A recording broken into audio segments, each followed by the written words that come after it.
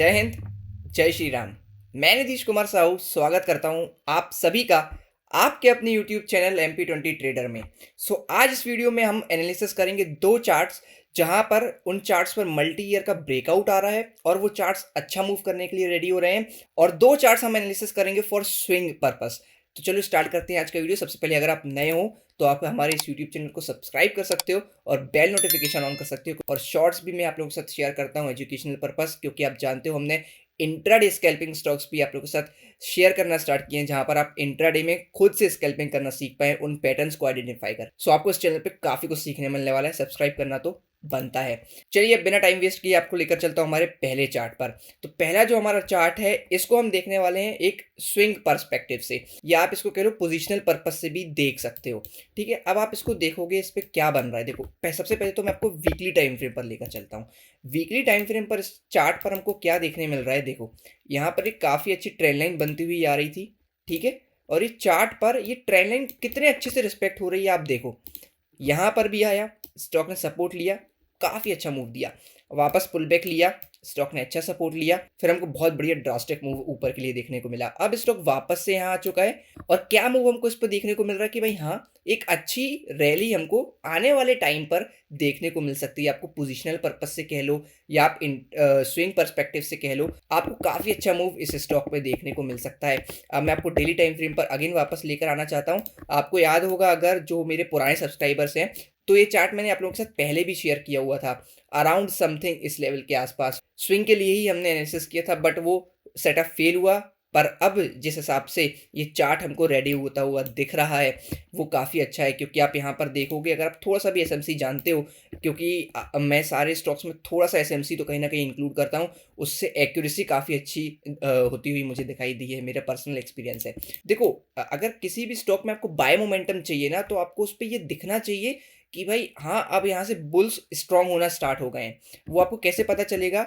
जब किसी भी स्टॉक का जो प्रीवियस हाई है ना, प्रीवियस हाई वो टेक आउट होने लगे। क्योंकि आप यहाँ देखो, स्टॉक का ये वाला हाई टेक आउट नहीं हुआ, ये वाला हाई टेक आउट नहीं हुआ, ये वाला हाई टेक आउट नहीं हुआ, बट लोज देखो, लोज रेगुलरली टेक आउट हुए, है ना। बट यहाँ पहली बार जो प्रीवियस हाई है, राइट, वो टेक आउट हुआ है इस स्टॉक में। तो अब हमको क्या देखने को मिल सकता है? ये चार्ट हमको और ऊपर मूव होता हुआ दिखाई दे सकता है। अब मैं इसमें क्या एक्सपेक्ट कर रहा हूँ वो आपको बताता हूँ। देखो ये चार्ट हमको यहीं से या तो ऊपर जाता हुआ दिखाई दे सकता है, या तो ये स्टॉक थोड़ा सा नीचे आए, ये जो लोज हैं इसके, इन लोज पर टैप करे, और फिर यहाँ से हमको इस चार्ट में मूवमेंट देखने को मिल सकता है। याद रखिएगा, जितने भी स्टॉक्स हैं, जितने भी चार्ट्स हैं, ये थोड़े से पुल बैक कर सकते हैं। क्यों बोल रहा हूँ? क्योंकि आप देखोगे मेरे प्रीवियस वीडियोस से, मैं यही एक्सपेक्ट कर रहा हूँ कि निफ्टी को थोड़ा सा पुल बैक देना चाहिए, थोड़ा। इनफैक्ट जो अभी रिसेंट लोज बनाए हैं निफ्टी ने, बिल्कुल लो, राइट, उस लेवल के आसपास निफ्टी आ सकता है। और अगर वहाँ से फिर जाकर निकलेगा ना निफ्टी, तो मैं बहुत कन्विक्टेड रहूँगा जब निफ्टी ऊपर जाएगा। अभी जो जा रहा है ये बहुत रिस्की है, और उतना ही फास्ट मूवमेंट हमको डाउन साइड के लिए देखने को मिल सकता है।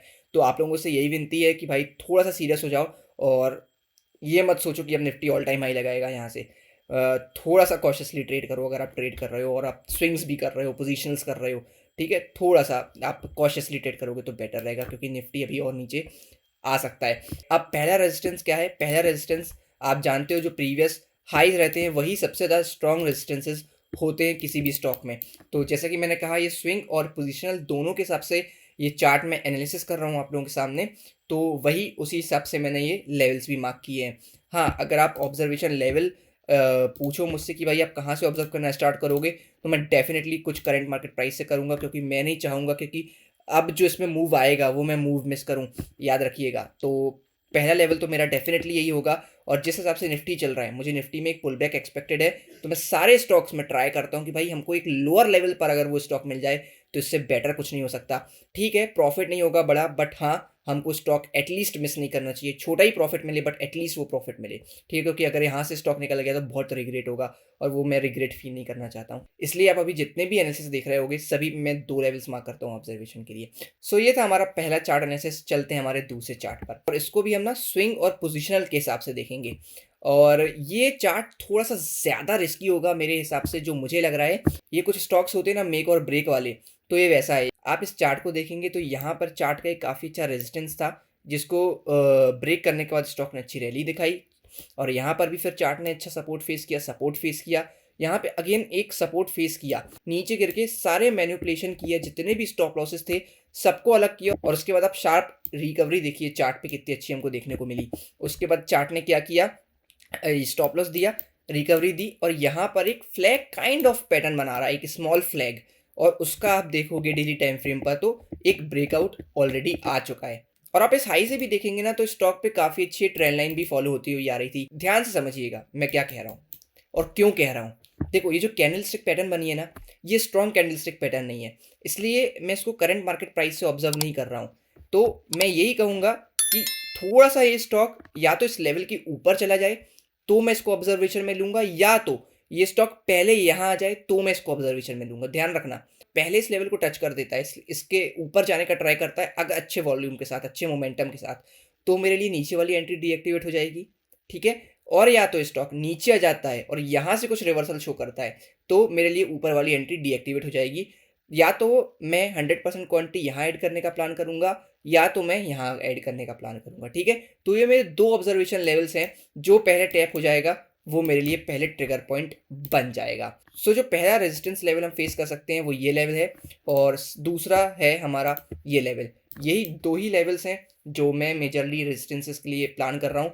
और देखो स्टॉक इसके ऊपर भी जा सकता है, नो डाउट, ठीक है, बहुत रूम है। चलो मैं आपको एक थर्ड भी लेवल मार्क करके दे देता हूँ। थर्ड लेवल आप इसको लेकर चल सकते हो। तो ये हमारे 3 लेवल्स हो गए इस चार्ट पर, आप इसको ऑब्जर्व करना स्टार्ट कर सकते हो if you want to. Third chart पर चलने से पहले आप सभी से एक रिक्वेस्ट है, अगर आपने अभी तक हमारा टेलीग्राम चैनल ज्वाइन नहीं किया है तो नीचे डिस्क्रिप्शन में मैंने लिंक दी हुई है, क्योंकि यहाँ पर लाइव मार्केट में स्टॉक शेयर करता रहता हूँ जो मुझे अच्छे लगते हैं, और इंट्राडे स्टॉक एनालिसिस भी मैं आप लोगों के साथ शेयर करता हूँ, जहाँ पर आज हमने 11% का गेन अचीव किया इंट्राडे ऑप्शंस स्कैल्पिंग से। बहुत सारी चीज़ें मैं आप लोगों को फ्री में देकर रखा हूँ जो लोग आपको पेड में भी नहीं देंगे, तो ज़रूर से ज्वाइन कर लीजिए। चलते हैं हमारे थर्ड चार्ट पर। सो जो मैंने आप लोगों के साथ शुरू में कहा था कि 2 चार्ट आप लोगों के साथ मल्टी ईयर ब्रेकआउट वाले शेयर करने वाला हूँ, तो पहला चार्ट उसमें से ये है एक, ठीक है। इस चार्ट को अगर आप देखोगे ना, ये वीकली टाइम फ्रेम का चार्ट है। यहाँ पर आप देखो एक काफ़ी अच्छा रेजिस्टेंस है इस चार्ट पर, और ये वीक की कैंडल काफ़ी अच्छी मुझे यहाँ पर जाते हुए दिखाई दे रही है। देखो अगर ये कैंडल अच्छी क्लोज हो जाती है ना तो नो डाउट इसमें क्या हो सकता है, दोनों पॉसिबिलिटीज मैं आपको बता रहा हूँ। देखो या तो फ्राइडे आते आते तक ये कैंडल नीचे आ जाएगी, नहीं तो ये ऊपर अच्छी क्लोज होगी। अब ऑब्जर्वेशन कहाँ से स्टार्ट कर सकते हैं इस चार्ट में, अगर ऐसा कोई पैटर्न बन रहा है किसी स्टॉक पर, तो कोई भी स्टॉक अगर होता है तो मेरा हमेशा ये प्लान रहता है इतनी बड़ी कैंडल बनाने के बाद कि स्टॉक कुछ यहाँ पर पुल बैक दे, मैं यहाँ पर कुछ ना कुछ पुल बैक पर क्वांटिटी ऐड करूँ। जरूरी नहीं है कि प्रॉपर सपोर्ट पर ही, हाँ नीचे आके अगर अच्छा रिवर्सल शो करेगा हम वहाँ पर ऐड कर सकते हैं, राइट, वहां पर हम ऐड करेंगे और अच्छे हायर लेवल्स को हम इसमें टारगेट बना सकते हैं। देखो टारगेट अब आप इसमें कैसे बनाओगे वो भी मैं आपको सिखाता हूँ। टारगेट बनाने के लिए आप लोगों के पास 2 चीज़ें हैं, या तो एक कि फिबोनाची रिट्रेसमेंट टूल से आप टारगेट बना सकते हो कि भाई हाँ पहला टारगेट आपने ये लेवल बना लिया, दूसरा टारगेट आपने इस लेवल को बना लिया, और थर्ड टारगेट आपने बना लिया मान लीजिए ये लेवल और इस लेवल का 50% अप्रॉक्स जो निकल कर आएगा वो ये निकल कर आएगा, ठीक है। ये आपका एक पहला तरीका हो गया। और दूसरा तरीका क्या है टारगेट निकालने का, ये जो चार्ट ने यहाँ से लोअर लेवल्स तक का मूव दिया है, इसी को हम ऊपर लगाएंगे ब्रेकआउट के बाद, राइट, यहाँ से तो हमको क्या निकल के आ रहा है, अल्टीमेट टारगेट होता है ये, कोई पहला टारगेट नहीं होता है, ये अल्टीमेट टारगेट है, ठीक है। तो ये अल्टीमेट टारगेट हमारा इसके हिसाब से निकल के आ रहा है। तो आप दोनों चीज़ें यूज़ कर सकते हो। मैं फिबोनाची रिट्रेसमेंट टूल यूज़ करता हूँ ऊपर का टारगेट निकालने के लिए, मुझे ज़्यादा अच्छी एक्यूरेसी उसमें समझ में आती है इसीलिए। सो ये सिंपल एनालिसिस था हमारा इस चार्ट पर। चलते हैं हमारे second multi year breakout chart पर।